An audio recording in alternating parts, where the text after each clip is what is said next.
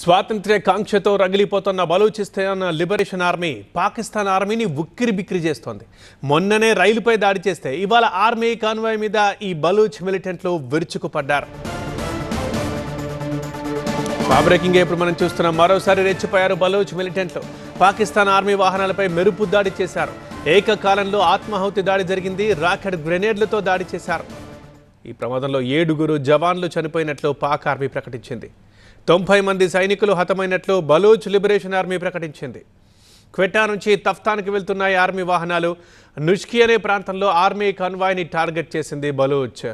Army కాన్వాయ్లో 7 బస్సులున్నాయి, 2 ట్రక్కులున్నాయి. కాన్వాయ్ని round up చేసింది BLA Fateh squad.